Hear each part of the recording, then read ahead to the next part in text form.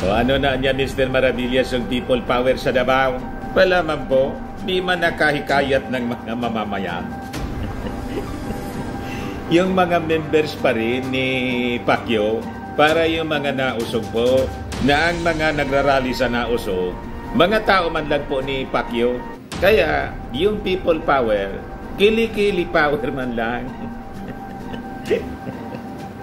Umaalingasaw na kili-kili power kasi nagpagod lang po sila. Tapos may panawagan yung mga supporters niya na lumusob na daw sa Palasyo Malacanang. Nagpapagang mga balita at pagtalakay sa mga isyu na lipunan. Pulsa, opinyon, para at paglalantad sa katotohanan. Pulsa, what you see is what you get. You decide. Hindi nga kayo nakaipon dyan sa Davao na teritoryo ninyo. Baluarte na ninyo.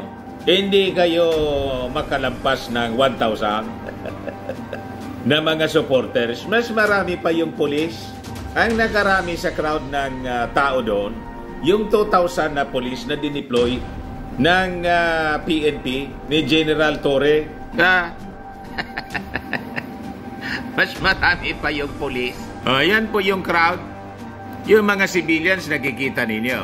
Sa paligid yung mga civilians. Mga members man lang yan po ni Pacquiao. Ayan, mga pulis. Sabi ko sa inyo, maiingay lang sila sa kanilang channel, SMNI. Ayan o, pinoliticize nila. Ito yung strategy ng mga taga Pinta Kingdom. O bangag na gobyerno, pahawa sa pwesto. Ginawang politika nila, political rally, na ang issue rito po, yung kalaswaan na ginawa ni Pacquiao sa kanyang mga members. Ang kaso niya, sexual abuse, rape, human trafficking. May naisip nga po na 2 yata. So ito, alleged human trafficking victims rescued from Kibuloy's compound. So ibig sabihin, hanggang ngayon, may mga victims pa ng human trafficking na mismong nasa compound ni Kibuloy. Yan po sabi rito sa balita. In the report, Police Regional Office 11 revealed that one of the victims was a 20-year-old boy, Lorenzo, who left with the Kingdom of Jesus Christ member in 2021 for a promised scholarship in Cebu. The parents reported that they have had no direct communication with their son since 2021. So humingi sila ng assistance from the various agencies sa Cebu regarding their son's situation. But their efforts were unsuccessful until they informed the Kingdom of Jesus Christ member who recruited them that they intended to involve the police. It was then that they discovered na itong si Lorenzo had been taken to the Kingdom of Jesus Christ Davao since June 2024. Ibig sabihin, mga kababayan, yung krimen na human trafficking po is still happening as of this time sa compound mismo ng Kingdom of Jesus Christ. Na-rescue pa lang po. Investigation showed that the boy was asked to stay for 3 months in the Kingdom of Jesus Christ compound, but when he sought permission to return home, yung mga officials ng Kingdom did not allow him. Pinigil po. Meanwhile, 52-year-old victim Jeneline Bingel was reportedly recruited and brainwashed by the Kingdom of Jesus Christ members.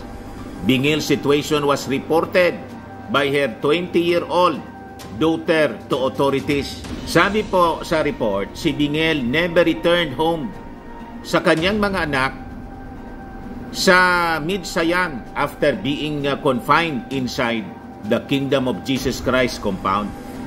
PRO 11 said families of both victims sought the assistance of Davao authorities on Sunday, kahapon lang po ng umaga, to help them rescue their loved ones. The police in the Department of Social Welfare and Development in the region rescued the victims while the investigation is ongoing. So malamang sa malamang, marami pa sa mga members ng Kingdom of Jesus Christ na nandiyan are actually victims ng human trafficking. Kaya po hindi makahikayat ng mga tao other than yung mga dati ng members itong mga taga-kingdom, and itong mga followers ni Kibuloy, pati yung mga politikong sumusuporta sa kanya, hindi makaikayat kasi umangilingasaw na po yung baho ng pastor. Ba't ka magpi-people power supporting fugitive? Tapos isinabit yung ating Pangulong Bongbong Marcos. Sa inyo yung full story ng balitang yan, click subscribe muna dito sa ating YouTube channel and hit the notification bell para lagi po kayong updated sa mga kaganapan dito sa ating bansa. Like and share na rin po ninyo ang ating video. At huwag na rin po ninyo na skip yung ating mga commercial ads para tuloy-tuloy lang ang pag-unlad ng Bagong Pilipinas. Sa mga nagana po ng malinis and spacious fitness gym, pumunta lang po kayo sa aming Colossal Fitness Gym. We also offer Grab Car Rental with our brand new 2023 model ng Toyota Innova. We also accept booking for those who are planning to travel via PAL, Cebu Pacific, and other airline companies, local and international, and bills payment for Meralco Bills, Aleco Bills, PLDT, etc. Ang Colossal Fitness Gym is located at 3rd floor Security Bank Building, Lanco Business Park, Legazpi City, Albay. For inquiries, look for Gilon Maravillas, contact number 0966-802-0949. Yan po yung aming Innova. Lagi na pong matao sa amin.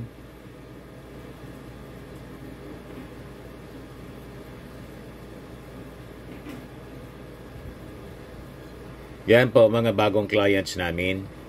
Napakaganda at colorful at napakalinis ng aming gym po. Pati mga foreigners po pumupunta sa amin. Mga British tourist po sila dito sa Legazpi. Na-set up na rin po yung aming mga brand new gym equipment.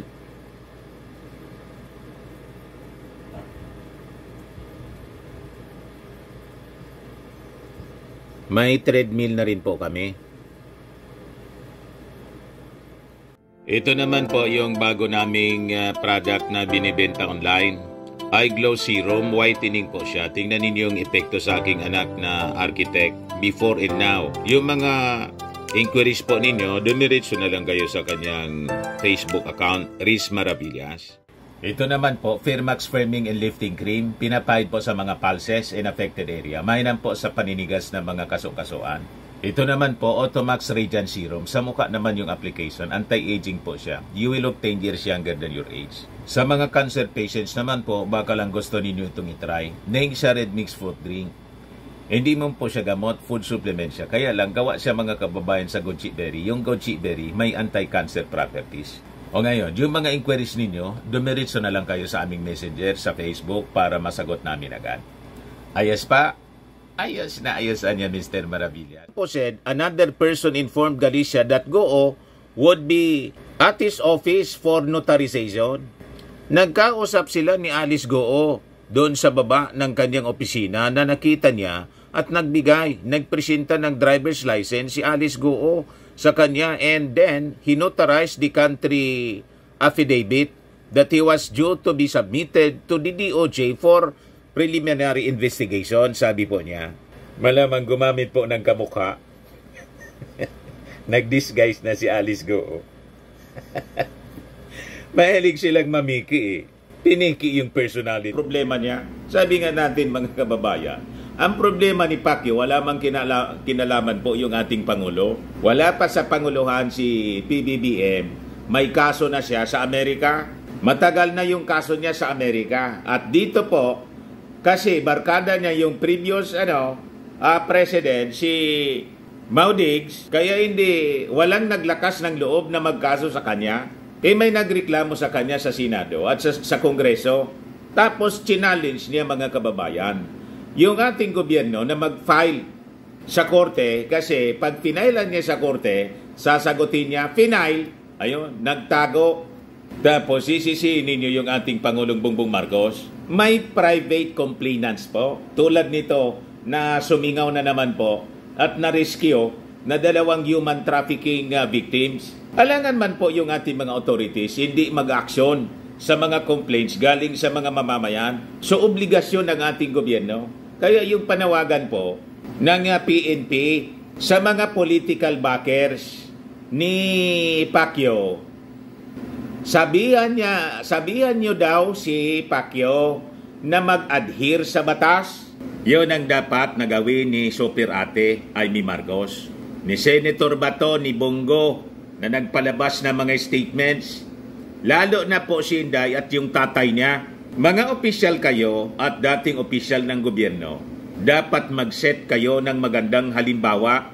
Mas maayos pa sa inyo na mag-isip yung ating PNP.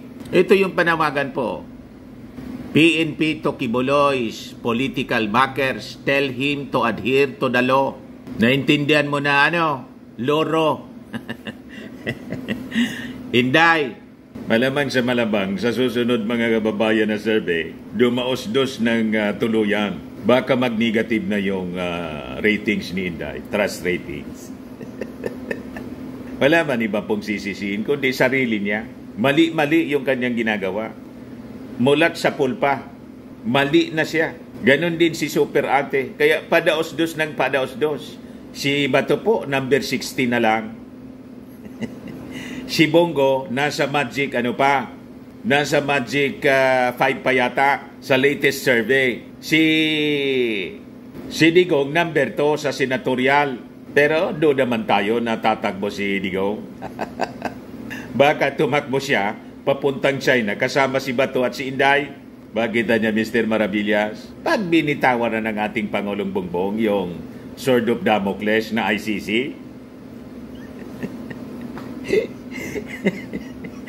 hindi na sila niyan makatakbo sa 2025 midterm elections, pati sa 2028 election, wala na sa kanilang tatakbo. Ang takbo nila niyan, papuntang Beijing. Susunod sila mga kababayan kay Alice Goo. Pati itong si Harry Roque, malamang tatakbo rin. Lahat sila magtatakbo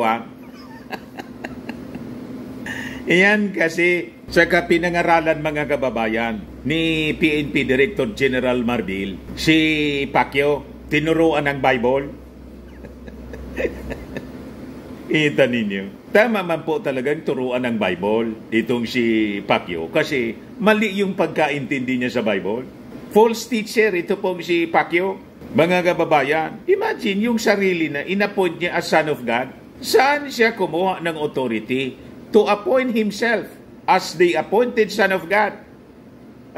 That is a false teaching. Walang appointed Son of God.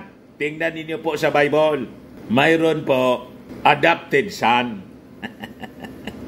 Sabi nga natin mga kababayan, ang teaching ng Bible napakalinaw para doon talaga sa totoong tumanggap sa ating Panginoong Hesus Kristo as personal Lord and Savior, totoong naligtas ang kaluluwa, totoong nag-surrender ng kanyang buhay sa ating Panginoon. May gift of discernment siya.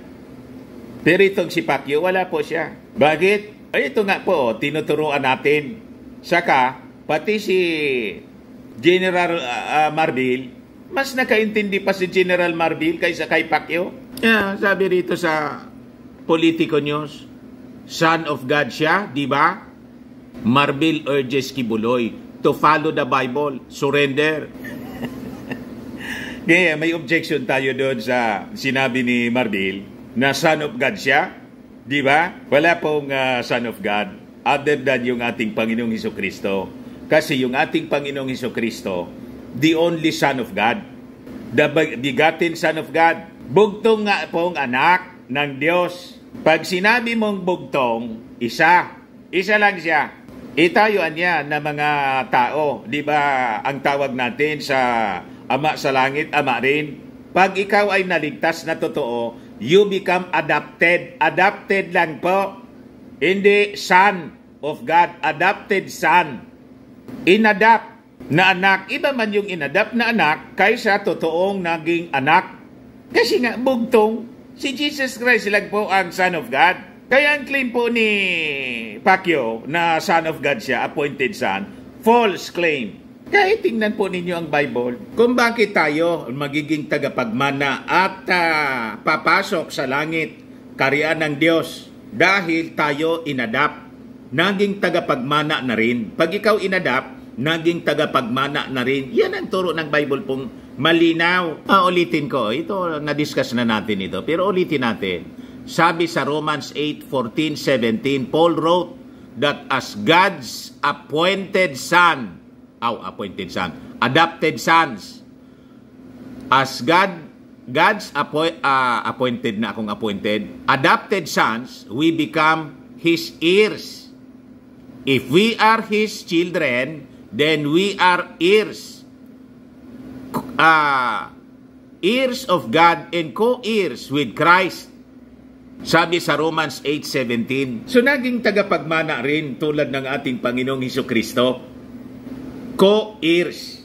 Kasi ganoon, di ba? Kahit dito sa ating sa ating mundo, pag ikaw ay legally adopted son ng isang mayaman, nagiging tagapagmana ka na rin.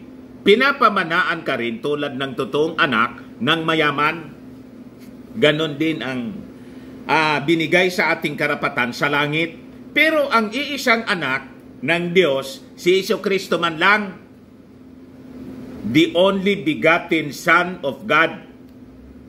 Kinuha yung right na yon, kinuha ni Pacquiao, which is false. That is a false claim. Appointed son daw siya. Sino nag-appoint sa iyo? Ibigay mo yung appointment, pakita ninyo sa amin. Saang bersikulo? You see? Ang daming nalinlang po na mga members niya. Kaya tingnan ninyo, mali-mali pati yung mga actions nila. Pati yung mga politiko tulad ni Digong, tulad ni Inday, tulad ni Bato, tulad ni Bongo, tulad ni Super Ate Amy Marcos, lahat nalinlang. Intindihan na ninyo? Magbasa kasi kayo ng Bible. And kailangan po, you ask the guidance of the Holy Spirit in the evil spirit, Holy Spirit. Nabigyan kayo ng discernment. Ang problema sa inyo ini-interpret ninyo ng sarili ninyo yung Bible to suit your interest, pansarili pong interest, para kayo sumikat at yumaman. Ang daming yumaman po dahil sa pagtuturo daw ng Bible. Ang tawag sa kanila mga false teachers. Yun ang warning ng Bible po. Beware of false teachers in these last days. Yan po. Near the end of his sermons on the Mount of Olives, Jesus issued this stark warning to his listeners. Near end of his sermon on the Mount, Jesus issued this stark warning to his listeners. Sabi niya, beware of the false prophets who come to you in sheep's clothing, but inwardly are ravenous wolves. Sabi sa Matthew 7:15. Kaya kayo na biktima ng mga false teachers. Tingnan ninyo ang nangyari doon sa mga members ni Pacquiao. Di ba? Nakakapanindig balahibo yung testimony po ng victim doon sa investigation ni Risa Hontiveros. Nagpamassage daw si Pacquiao doon sa sa isang minor de edad. Tapos nangyari yung dapat hindi mangyari. Ano pa yung kaso niya? Other than rape, sexual abuse, human trafficking. You see? Ano warning ng ating Panginoon? Beware of the false prophets who come to you in sheep's clothing, but inwardly are ravenous wolves. So nasila kayo. So, kung ito ay hindi totoo na mga akusasyon, dapat harapin niya. Di ba? Para Para ma-clear yung kanyang pangalan at makabalik siya sa pagtuturo kung gusto niya na magpatuloy sa pagpastor. Yun lang naman ang hiling ng ating mga authorities. Yun ang pakiusap ni General Torre sa mga politiko na backers, kay Senator Bato, kay Bongo, kay Inday, kay Amy Marcos, sa dating Pangulong Digong. Yun ang tama ninyong gawin. Kumbinsihin, tell Pacquiao to face the music, surrender to authorities, kasi yun ang turo ng Bible. Sabi ni Marbil mismo. Pati si Marbil, napanood yata yung ating video kahapon, Yun na rin yung sinasabi niya. Yan follow the Bible, surrender. Nagturo kayo ng Bible tapos hindi ninyo sinusunod yung Bible. Anong klaseng pastor ka? PNP Chief General Romel Francisco Marbil hopes to coax fugitive religious leader Apollo Quiboloy out of his hiding by sharing a Bible verse on the importance of submitting to authorities. Kasi yun ang turo po. Kinote niya yung Bible verse na ating kinote kahapon. So sabi po ni Marbil, he reminded Quiboloy and other members of the Kingdom of Jesus Christ on the need to align their actions with biblical teachings if they are serious about their faith. Kung talaga niyang naniniwala kayo, seryoso kayo sa inyong sa inyong religious faith, sa inyong paniwala, nakasulat niya yan sa Bible, ang pag-surrender to governing authorities tulad ng sinabi natin kahapon. As stated niya, sabi po ni General Marbil, in Romans 13:1, yun ang kinote natin. Let every person be subject to governing authorities, for there is no authority except from God, and those that exist have been instituted by God. Yan ang thoroughly diniscuss natin. Mababa pa yung quotation natin mga kababayan kahapon Hindi lang yung verse 1 ng Romans 13. So kayo mismo na mga members ng kingdom, si Pacquiao mismo at pati yung mga backers niya, kayo yung hindi sumusunod sa batas ng Diyos. Ang batas po ng tao, mga kababayan, most of these legislations natin, alam ba ninyo na align siya sa batas ng Diyos, sa 10 utos? You study history ng mga batas sa iba-ibang bansa. Diyan yan nanggaling po. Pati yung mga penalties, pati yung kung ano-anong krimen. Halimbawa sa 10 utos, sabi diyan, thou shall not kill. Kaya may punishment po doon sa mga mamamatay tao. Murderer. Tulad po ng kinakaharap, mga kababayan, na asunto ni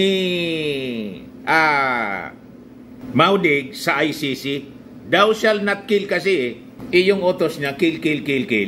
Pagkatapos nagagalit siya ngayon na hinahabol siya ng ICC. Gumawa ka ng kasalanan, thou shall not kill. Tama? Tapos ituturo ninyo yung ating Pangulong Bongbong Marcos na hinahabol kayo. Paano hinahabol kayo ng ating Pangulo? Busy yung ating Pangulo sa paglilingkod sa ating bayan. At itong kaso, mga kababayan, ni Maudigs, pati itong kaso ni Pacquiao, tinail ito ng mga kalaban ni mga victims. Kalaban ni Maudigs, kalaban ni Pacquiao, mga victims niya. Hindi man po yung ating Pangulong Bongbong Marcos, bakit pag-aaksayahan sila ng panahon ng ating Pangulo? Ang daming problema ng Pilipinas. Ito, inahabol ng batas si Pacquiao kasi may order yung korte. Nagpalabas ng warrant of arrest. Alangan hindi yun i-implement. So tama po ang panawagan ni Marbil. Sundin ang batas, pasakop sa governing authorities. Kung walang kasalanan si Pacquiao, di walang sala siya tulad ni Laila de Lima. Face the music. Sabi po ni Marbil sa mga supporters ni Quiboloy, in-advise niya to adhere to the rule of law and to address the accusations against him through the proper legal channels. Tama po. As a nation, we are all bound by the rule of law and we must uphold these principles without exception. This matter transcends legal obligations. It serves as a testament to the principle that no one is above the law. Ang problema ng mga taga-Pinta Kingdom, pag sila, mga kababayan, pabor sa kanila, okay. Pag yung batas hindi po mabor sa kanila, hindi okay po. Mali naman ang ganon. Nakita ninyo yung ating Pangulong Bongbong Marcos, the whole family, nang ikaso po, ang daming kasong kinaharap, pati si Mrs. Imelda Marcos, pati sa New York Court, the trial of the century. Nagtago ba yung mga Marcos? Di ba hindi? in-exile na lang nga dito sa Pilipinas. Ayaw ni Apo Lakay na umalis. Anong ginawa? In-exile. Tapos gusto niyan bumalik, ayaw ni Coricong. Never na tumakas po na nagtago yung mga Marcos. Close to 1,000 cases ang tinay laban sa kanila. Never silang nagtago. Until today, may mga kaso pa sila sa korte. Pero hindi sila nagtago. You see? Pero kayo, tingnan ninyo mga ugali ninyo. Tapos sasabihin ninyo, kayo yung maisog. You face the courts. Di kumuha kayo ng sangkaterbang mga abogado ninyo para i-defend kayo yung rights ninyo. Hindi you defy the governing authorities, which is wrong. Sabi po ni Marbil, sa mga benefactors ni Quiboloy, dapat niya maintindihan ninyo that obstruction of justice, harboring of fugitive or being of a fugitive, harboring a fugitive tulad po ni Digong, or being complicit in such actions are serious offenses, and their support must underscore the necessity for clarity and responsibility. Kaya itong mga nagtatago po kay Quiboloy, dapat papanagutin sa batas. Si Juan mismo nagsabi, si Maudigs, alam ko anya kung nasaan, pero secret. Pinaglalaroan po ang batas ni Digong. So dapat po panagutin ang mga taong ganito kasi ang akala ng ating mga mamamayang Pilipino, yung iba na mga mangmang na supporters niya, kala nila tama ang ginagawa ni Digong. So yun ang nagkukos po ng gulo dito po sa ating bansa. Kaya yung ating mga mambabatas po, binanatan si Sara. Sabi dito ng mga mambabatas, Sara Duterte attempts to deflect issue on Quiboloy's raps. Nililihis niya, ginagawang pinopoliticize niya lahat, mga kababayan. So lalong mapanganib na ang isang tulad po ni Inday, mga kababayan, ay manatili sa pwesto or magkaroon ng mas mataas na pwesto, ma-elect as president. Mas lalong hindi nababagay po na humawak ng posisyon itong si Inday. Talagang unfit siya na humawak ng government position po.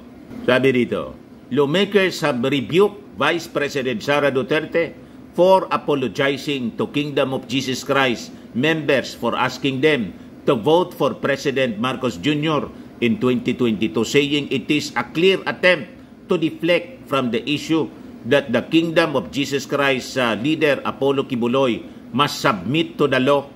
In a joint statement kahapon po ng members of the House of Representatives, so-called young guns, said Duterte should ensure that fugitive Quiboloy faces justice. Ang dapat niya anyang gawin ay kontakin si Quiboloy. Yan sabi natin. Dapat niyang kausapin si Quiboloy bilang pangalawang Pangulo at close i-friend to Quiboloy. Ang tamang advice, Pastor Quiboloy, mayaman ka naman, kayang-kaya mo na magbayad ng mga abogado na gusto mo. Magagaling na abogado. Surrender to authorities. Dapat ganon. Kung walang kasalanan ka, hindi man totoo yung mga akusasyon sa iyo na nang-rape ka, involved ka sa human trafficking, then sigurado naman na mapapawalang sala ka ng husgado. Dapat siya ang nag-encourage at isupport niya ang atin pong judicial system that it works. Dapat siya may tiwala sa ating judicial system. Vice Presidente ka, tapos ang sasabihin mo, humihingi ako ng paumanhin sa inyo kasi kinumbinsi ko kayo na bumoto kay Bongbong Marcos. Hindi na pati tinawag na Presidente Bongbong Marcos na lang po. Ganon ang uring tao itong si Inday Sara, mga kababayan. Sayang yung pasweldo natin. Sayang yung pagboto natin sa kanya. Hindi talaga pala karapat-dapat na maging opisyal ng ating gobyerno. So sabi po ng mga young guns, this is a clear attempt to deflect from the real issue at hand, which is Quiboloy's refusal to submit to the law instead of apologizing for political choices. The Vice President should be focusing on ensuring that her ally faces justice. Sabi po ni Congressman J. Congon. Sabi naman po ni 1st District Congressman La Union, Paul Ortega V, it is disheartening anya to see Vice President Duterte try to shift the narrative by invoking his role in the last election. The reality is that this situation is about holding a fugitive accountable for his actions, not about who voted for whom in 2022. Nililihis niya, mga kababayan, anong kinalaman ng pagkapanalo ng ating Pangulong Bongbong Marcos? Dahil inendorse niya sa mga taga-kingdom. Kung kukumputin po, yung boto ng ating Pangulong Bongbong Marcos, 31 million. Yung members ng kingdom, 8 million. 31 million minus 8 million, 23 million. Panalo pa kay Leni Robredo, 16 million lang mga kababayan ay 14 million lang kay Leni Robredo. So, 14 plus 8, 22 million. Kung idagdag mo yung halimbawa ang ibinoto, imbes na yung ating Pangulo, ang ibinoto si Leni ng 8 million members ng Kingdom, 22 million, lamang pa ng 1 million yung ating Pangulong Bongbong. So, in-endorse, hindi in-endorse, mga kababayan ni Inday sa Kingdom, yung ating Pangulo pa rin, panalo. Siya po nanalo kasi yung 31 million na mga Marcos supporters, yun din ang ibinoto na Vice President siya. Yung excess nun na 1 million or less than 1 million, kaya 32 million siya, yun man lang po yung DDS.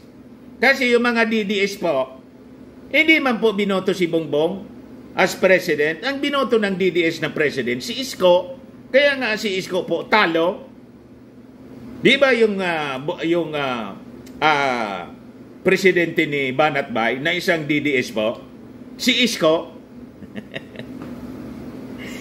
So, manipis po sila. Hindi totoo na dahil in-endorse ni Inday, yung ating Pangulo sa Kingdom, kaya nanalo.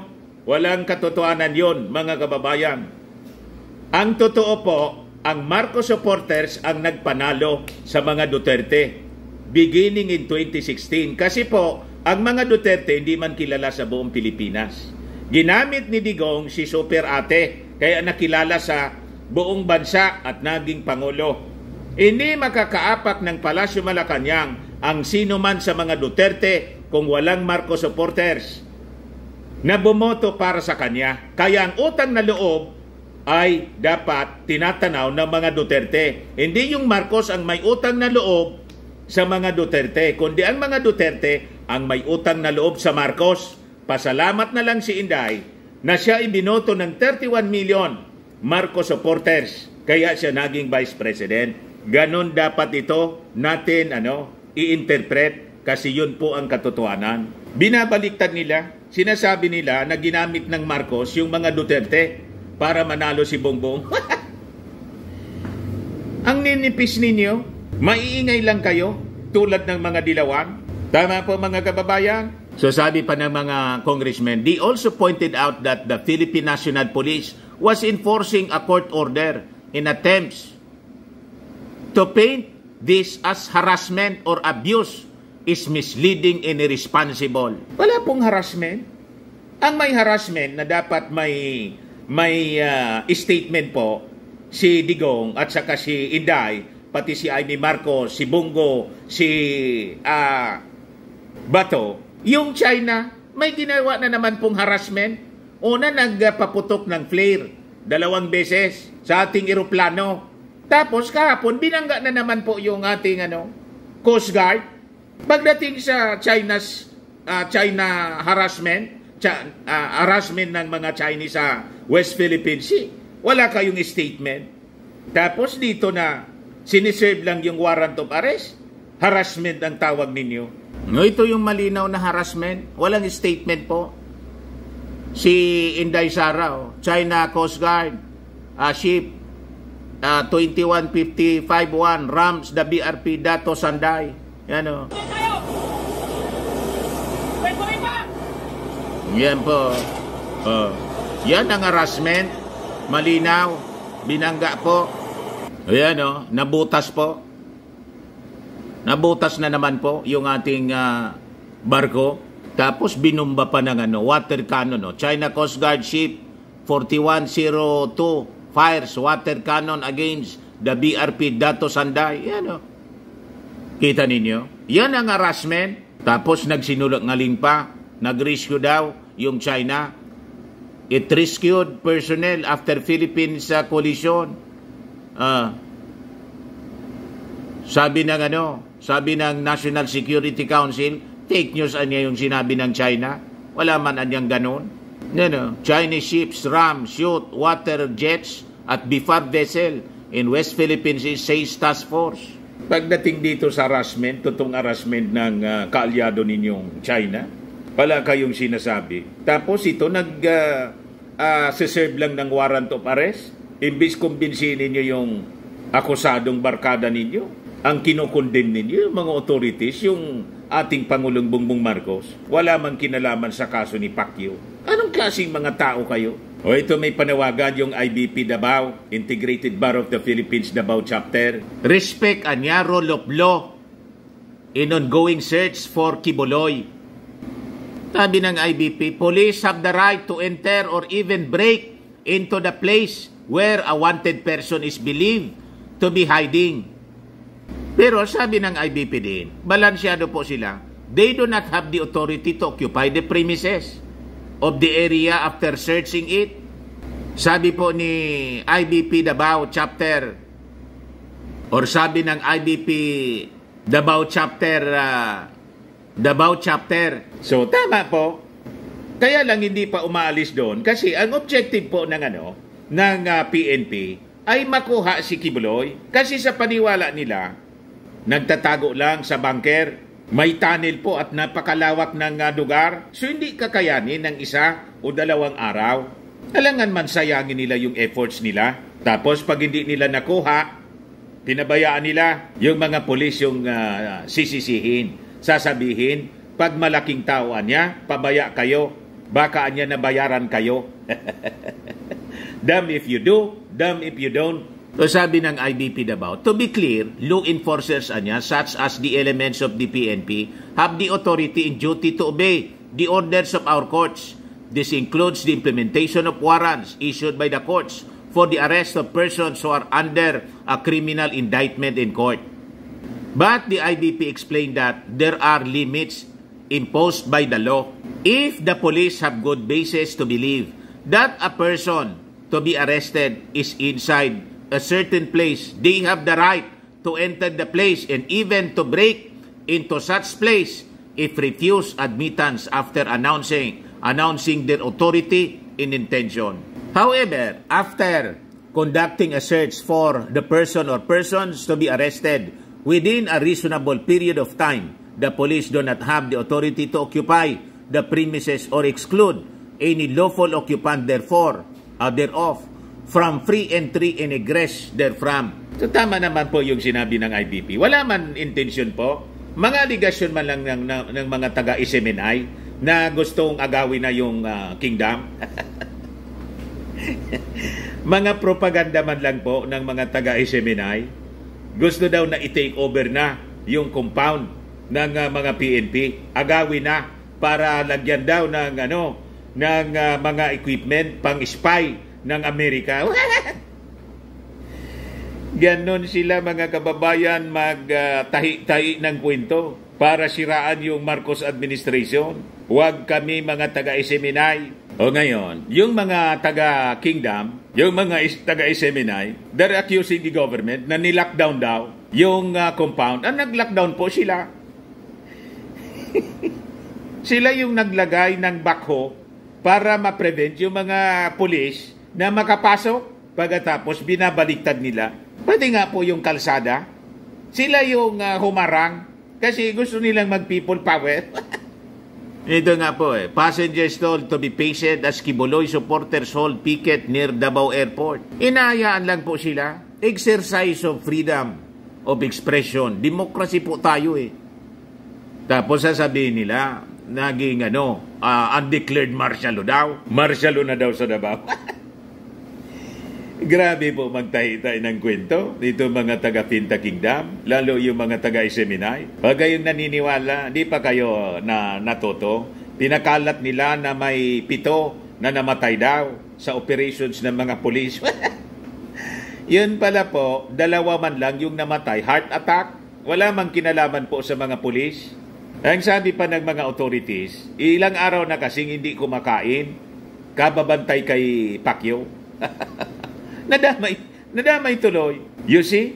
Because of fatigue, na heart attack na po. Tapos isisi ninyo sa sisihin ninyo ang sarili ninyo. Ba't kasi ninyo pinoprotect si Pacquiao? Si Pacquiao po, isurrender ninyo, kaladkarin na ninyo. Tapos kubrahin ninyo yung 10 million na reward money para magkinabang kayo. Isurrender ninyo sa usgado, sa mga pulis para maharap niya yung kanyang kaso, maklear siya. Kung walang kasalanan, ma-defend niya in court. Ganon ang tamang pag-iisip po. Sabi dito, according to a live stream broadcast of GMA Integrated News, air travelers were advised to be more patient as security measures tightened within the airport premises due to the lightning rally. Nagpalabas po yung mga supporters ni Digong, yung mga vloggers niya, tapos yung mga yung mga mahilig mag-post sa Facebook, sinara na daw lahat, linakdown. Pati daw yung airport, isinara. Para yung pinapakalat nila, para daw hindi dumami yung mga tao na gusto mag-people power. Kaya ngayon, nananawagan sila na yung mga mamamayan daw, pumunta na sa Maynila at lusubin na yung palasyo. Ang ginagawa po ninyo, nanggagatong kayo ng rebellion, inciting to sedition. Seditious act yung ginagawa ninyo. Malamang hindi kayo makakuha ng support galing sa mga tao kasi ang ipinaglalaban po ninyo, pugante. Kaya nga, yung mga post na tungkol sa loro ng isang kaibigan, ang kaibigan pala po ni Loro, hindi man yung kwago, kundi yung pugante.